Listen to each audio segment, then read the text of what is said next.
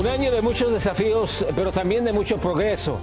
Así define el presidente Joe Biden el primer año de su gobierno. Sin embargo, reconoce que hay frustración y fatiga en el país. Cámaras corporales captan increíbles imágenes del rescate de varias personas después de la explosión en un edificio en Nueva York. Así iniciamos cierre de edición. Muy buenas noches, bienvenidos a cierre de edición. Les informa José Armando Ronstadt. Iniciamos con lo siguiente. El presidente Joe Biden ofreció hoy una conferencia de prensa al cumplirse mañana su primer año como primer mandatario de este país. Biden resaltó sus logros, aunque admitió que el país vive una etapa de frustración a raíz de la pandemia. Desde Washington, Alfredo Miranda con el siguiente reportaje. A pocas horas de cumplirse el primer año de su mandato, el presidente Biden habló con la prensa en la Casa Blanca. En una intervención de más de 2 horas, resaltó inicialmente los logros de su administración. Ha sido un año de desafíos, pero también un año de enorme progreso. Fuimos de 2 millones de personas vacunadas al momento de mi juramento a 210 millones de personas totalmente vacunadas.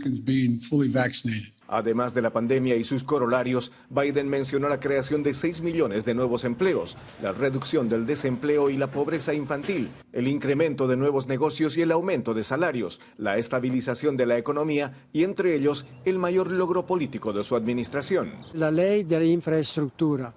Hablamos de trillones de dólares aprobada por el Congreso, que significa una revolución, digamos, en la infraestructura estadounidense, las carreteras, los aeropuertos. Biden también se refirió al obstruccionismo republicano que impidió cumplir sus promesas de campaña, como la reforma migratoria, la reforma policial, el incierto futuro del paquete de infraestructura social y la ley de protección del derecho al voto.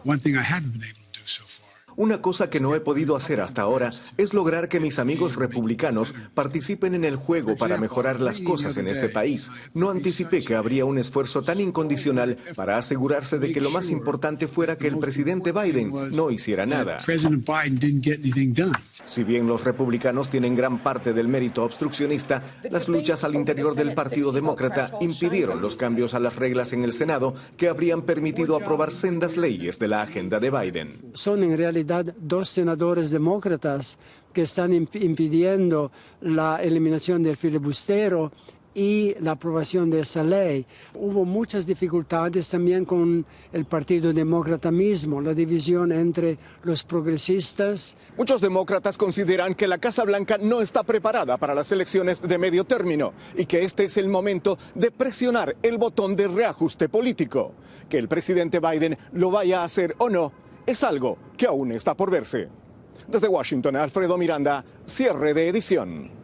Entre los tropiezos de su primer año del gobierno, el presidente Biden acaba de sumar hace unas horas el bloqueo de senadores republicanos a su proyecto de ley de derecho al voto.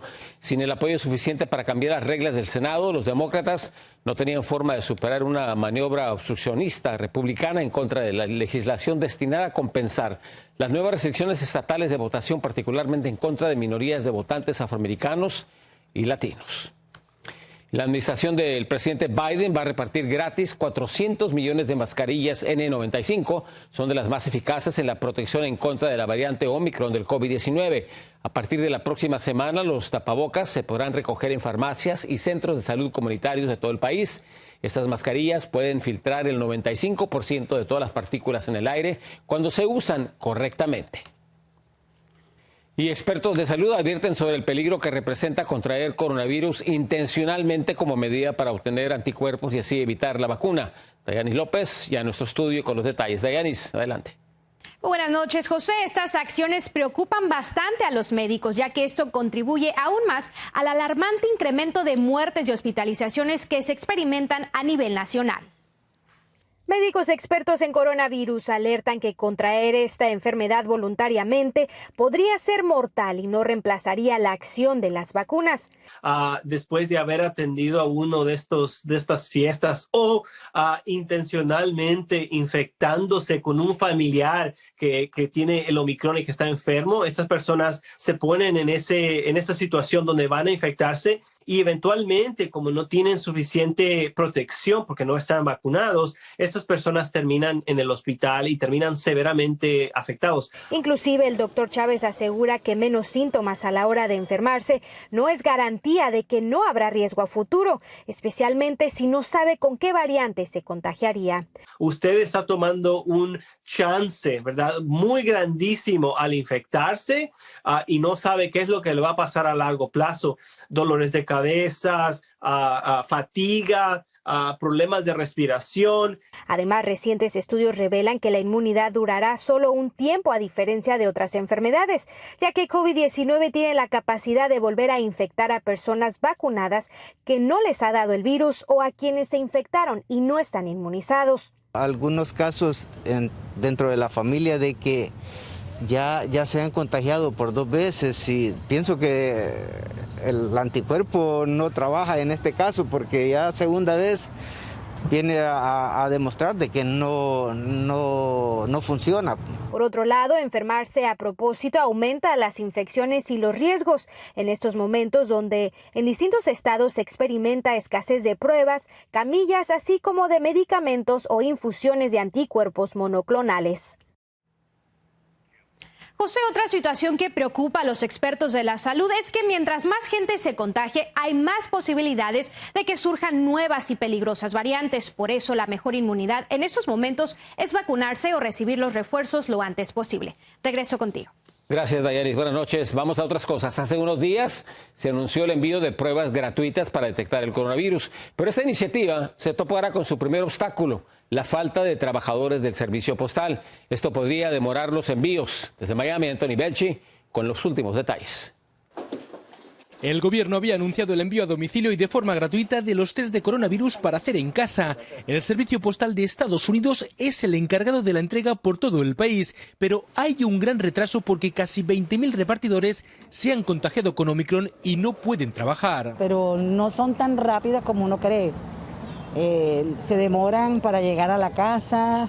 Es más fácil ir y trasladarse a los puntos que son también del gobierno. Biden había prometido los kits de prueba de COVID-19 para frenar los brotes y también para ayudar a costear el precio de estos test, que rondan los $12 de media. Mientras no llegan, parece que lo más efectivo es ir a la tienda y comprar uno. Eso es un abuso, porque si estamos en una pandemia, el gobierno lo menos que puede hacer es facilitarle a la gente, porque mucha gente en estos momentos tan difíciles, es muy difícil a veces soltar $15 cuando hay que poner comida en la mesa para los hijos de uno. Por eso muchos ahogados con las deudas agradecen al gobierno federal que haya destinado más de $4.000 millones para repartir unos 500 millones de test a domicilio. Bueno, yo lo creo que es muy bueno porque en realidad es una ayuda para las personas que en este tiempo de crisis pues está todo muy difícil.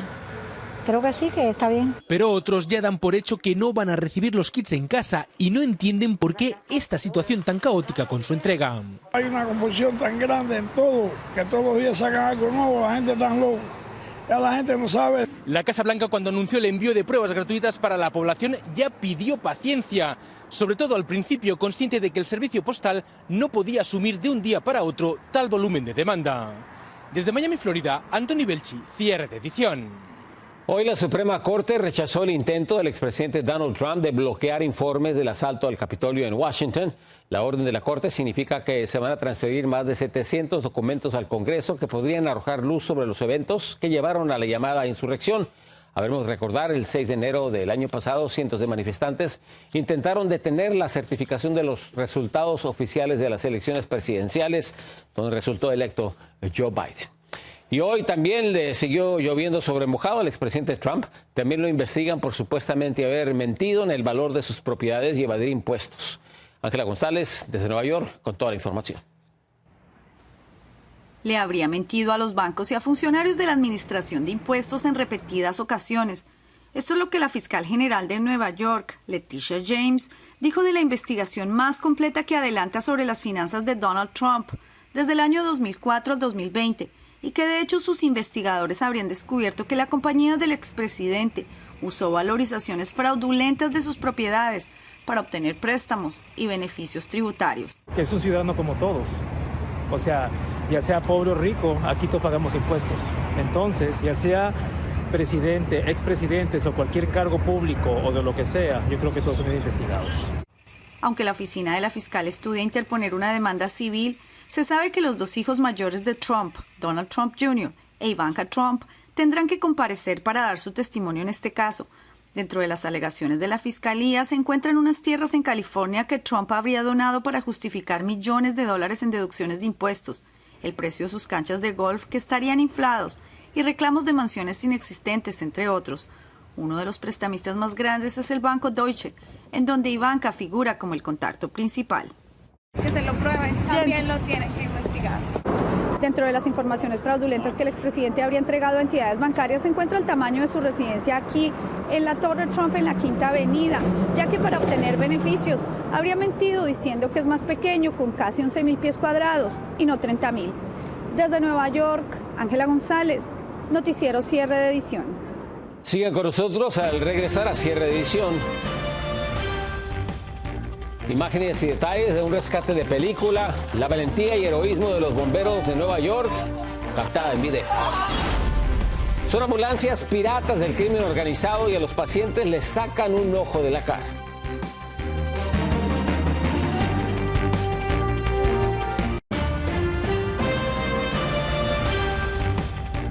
Hace unas cuantas horas, un poderoso incendio en una fábrica de bicicletas causó pánico en la alcaldía de Azcapotzalco. Las inmensas llamas y humo negro podían apreciarse a kilómetros de distancia. Bomberos y elementos de protección civil de la Ciudad de México desalojaron a unas 200 personas. Está en la colonia Coltongo. Hasta el momento, afortunadamente, no hay reportes de heridos. Y en México, el crimen organizado opera ambulancias falsas y se apodera de los servicios médicos de emergencia.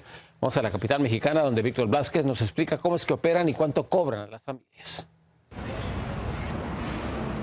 En México, el gobierno capitalino anticipó que aplicará mano dura contra servicios de emergencia que lucren con la vida y la salud de los pacientes que necesitan atención médica tras un accidente.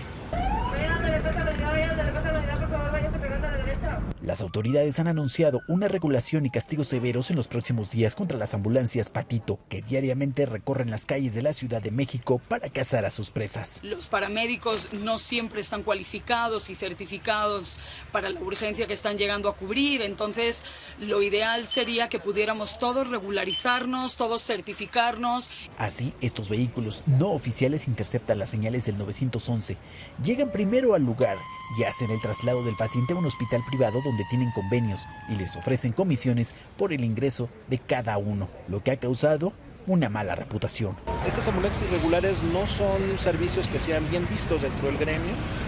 Desafortunadamente, pues es un cáncer que va creciendo. Trabajan bajo la sombra de la ilegalidad y abusan de aquellos quienes sufrieron un accidente y necesitan ser trasladados inmediatamente a un hospital. Por ganar el paciente, lo suben de manera brutal, ¿no? Lesionando o provocando más lesiones aún en el mismo paciente.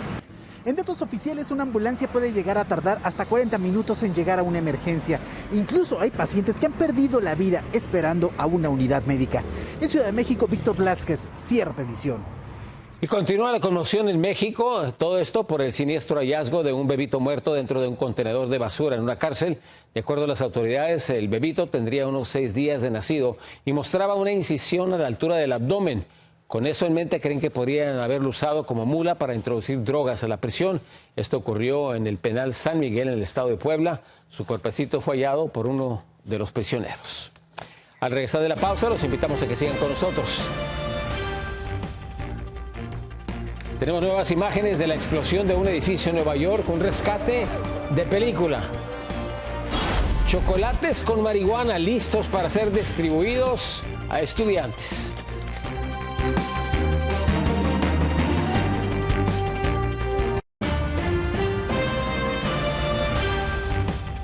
Decenas de vuelos internacionales con destino a Estados Unidos fueron cancelados o modificados, todo esto debido a la incertidumbre de la nueva red móvil 5G.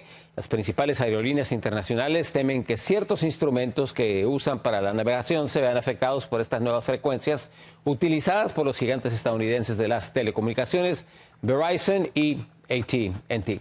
Y hay nuevas imágenes de la explosión de una casa en Nueva York donde falleció una mujer y varios más resultaron heridos. Cámaras corporales muestran la desesperación por salvar a quienes estaban en medio de los escombros. María Teresa Sarabia con la siguiente historia. Un nuevo video impactante captura el horror y el caos de la fatal explosión de una casa en el Bronx el martes, que dejó muerta a una mujer de 77 años y al menos a otras 8 personas heridas. La cámara de un timbre en una casa ubicada al frente de la vivienda muestra que la residencia explotó poco antes de las 11 de la mañana. Las terribles imágenes muestran el estallido y la casa convirtiéndose instantáneamente en polvo, seguida de enormes trozos de escombros que se lanzan por el aire alrededor del vecindario. Durante esta tragedia también se observa a los valientes bomberos de Nueva York que corrieron apresurados en medio del caos y los escombros. Estaban frente a la escena del dantesco incendio provocado por una explosión que se investiga como una fuga de gas. La casa era consumida por lenguas de fuego y las llamas estaban a punto de calcinar y devorar todo y a todos.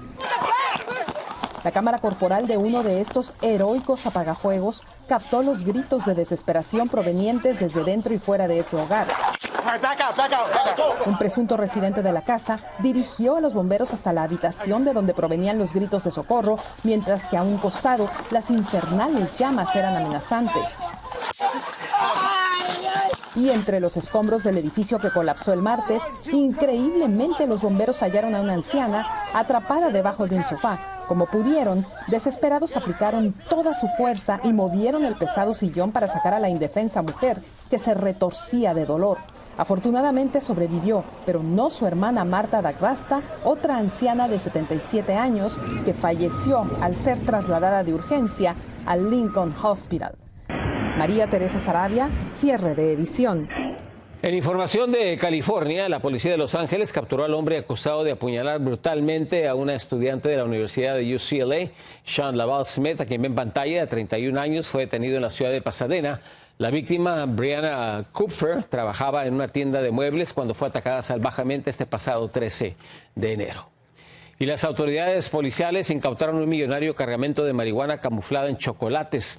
Los dulces estaban listos para ser repartidos a estudiantes. El héroe de esta historia tiene 4 patitas. Desde Bogotá, Colombia, Carolina Gómez con el siguiente reportaje.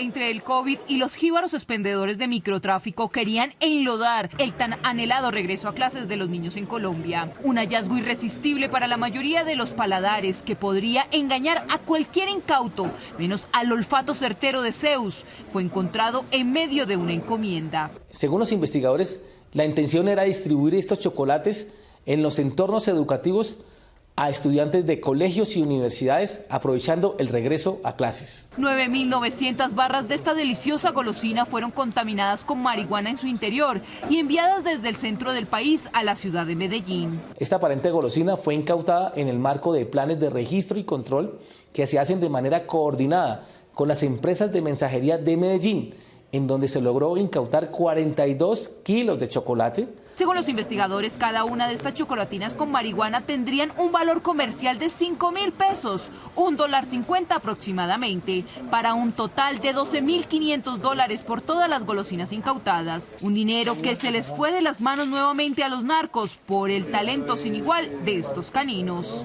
Los policías de Colombia cuentan actualmente con un coequipero estratégico. Estamos hablando de 1.000 perros adiestrados en la detección de estupefacientes y de explosivos.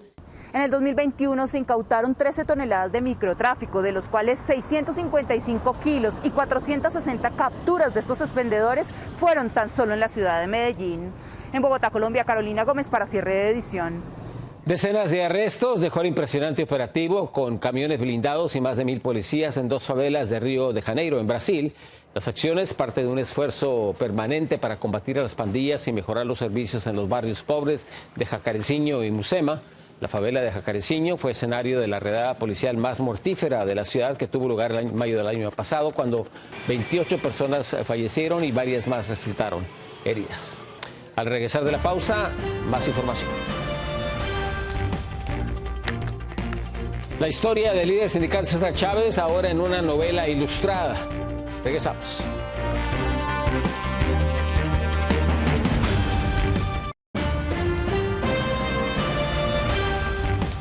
Una novela ilustrada para niños cuenta la historia del líder sindical César Chávez. El relato impreso y electrónico describe la marcha de 25 días desde Delano, California, hasta Sacramento. Todo esto en defensa de los derechos civiles de los trabajadores agrícolas. El título es ¿Quién fue la voz del pueblo? César Chávez. Fue escrita por el galardonado autor de cómics chicano Terry Blas e ilustrado por la caricaturista Mar Julia. Y niños y adultos de la provincia de Toyaltí, al oeste de Rusia, celebraron la fiesta de la Epifanía y lo hacen sumergiéndose en agua congelada en temperaturas bajo cero. Los fieles de la Iglesia Ortodoxa rusa creen que con este acto de fe sus pecados se lavan simbólicamente mediante este congelamiento ritual que les recuerda el bautismo de Jesucristo en el río Jordán. Hombres, mujeres y niños se sumergen después de la bendición del sacerdote. Es un ritual bastante frío. Gracias por acompañarnos. Esperamos mañana el cierre de edición. En nombre de todo nuestro equipo le damos las gracias por su sintonía. Muy buenas noches. Yo soy José Armando Ronstadt.